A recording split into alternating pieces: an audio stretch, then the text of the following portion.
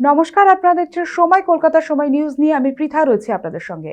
এখন চোখ রাখবো বিস্তারিত খবরে। আচমকাই গুলি চলল একটি ব্যাংকে, গুলির জেরে আহত এক শিশু সহ 5 জন। ঘটনাটি ঘটেছে শিলিগুড়ির অন্তর্গত বিধাননগরের রাষ্ট্রায়ত্ত ব্যাংকে। প্রতিদিনের মতো ঘটনার দিনও ব্যাংকে ভিড় ছিল, সেই সময় ব্যাংকে হঠাৎ এই ঘটনাটি ঘটে। এই মুহূর্তে আমাদের সাথে ফোন লাইনে রয়েছেন আমাদের প্রতিনিধি সানি রায়। সানি, ঠিক কি ঘটেছিল? একদমই পৃথা, দেখো তোমাকে জানাবো যে শিলিগুড়িতে কিন্তু ইতিমধ্যেই একের পর এক কিন্তু ব্যাংক ডাকাতির ঘটনা উঠে আসছে। সে জায়গায় দাঁড়িয়ে প্রাথমিকভাবে আজকে যখন প্রথম অবস্থাতে যখন সাধারণ মানুষ এবং স্থানীয় বাসিন্দারা এই রাষ্ট্রায়ত্ত ব্যাংকের সামনে ছিলেন, তারা কিন্তু প্রাথমিকভাবে মনে করেছিলেন যে কোনো দুষ্কৃতী সেই ব্যাংকের ডাকাতির হামলা দিয়েছেন এবং তার গুলি চালানোর একটা ঘটনা শুনেছেন। কিন্তু পরবর্তীতে ব্যাংকের ভিতরে গিয়ে যেমনটা দেখতে পান তারা এবং গ্রাহকদের সূত্রে যেমনটা খবর, বেলা ঠিক 1:30 নাগাদ একেবারে সব সপ্তাহের দ্বিতীয় দিন কিন্তু নতুন বছরে সেখানে একদম প্রচন্ড টাকা লেনদেন করার যে গ্রাহকদের ভিড়, তা কিন্তু ভিড় ছিল। এবং যেমনটা এখনো পর্যন্ত জানা গিয়েছে যে নিরাপত্তা রক্ষী যিনি রয়েছেন তার হাতে যে বন্দুকটি ব্যবহার করা হয়েছিল, সেই বন্দুক কিন্তু আচমকা তার অসাবধানতার কারণে তার হাত থেকে পড়ে যায় এবং তারপরেই কিন্তু সেখান থেকে ছটা গুলি বেরোয় এবং 5 জন কিন্তু সেই গুলিতে রক্তাক্ত অবস্থায় একেবারে লুটিয়ে পড়ে সেখানেই।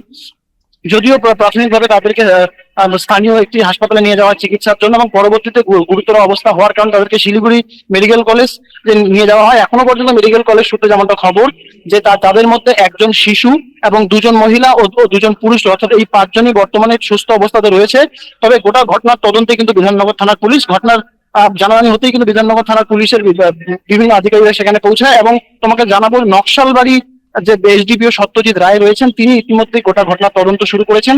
ইতিমধ্যেই বিধাননগর থানায় যে নিরাপত্তা রক্ষী, সেই নিরাপত্তা রক্ষী কিন্তু ডেকে নিয়ে যাওয়া হয়েছে এবং তাকে জিজ্ঞাসাবাদ করানো হচ্ছে। পাশাপাশি ব্যাংকের যে সিসিটিভি ফুটেজ, সেই সিসিটিভি ফুটেজও তুলে নেওয়া হয়েছে এবং যারা ব্যাংকের যারা আধিকারিকরা ছিলেন তাদের কাছ থেকে কিন্তু বক্তব্য নোট করা হয়েছে এবং সমস্ত কিছু কিন্তু তদন্ত সম্পর্ক। তবে এই গোটা ঘটনা নিয়ে কিন্তু একেবারে চাঞ্চল্য তৈরি হয়েছিল এবং এই ঘটনার পরেই কিন্তু দুপুর 2টার পর থেকে কিন্তু ব্যাংকের যাবতীয় পরিষেবা বন্ধ রাখা হয়েছিল এবং এই সমস্ত বিষয় নিয়ে কিন্তু একটা আতঙ্কের বাতাবরণ তৈরি হয়েছে শিলিগুড়ি সংলগ্ন এই রাষ্ট্রায়ত্ত ব্যাংক সংগঠনে।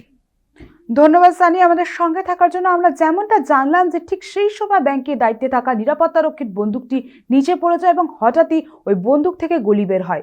এতেই ঘটনাস্থলে আহত হয় বেশ কয়েকজন। আহতদের প্রথমে বিধাননগর গ্রামীণ হাসপাতাল, পরে উত্তরবঙ্গ মেডিকেল কলেজ হাসপাতালে পাঠানো হয়েছে।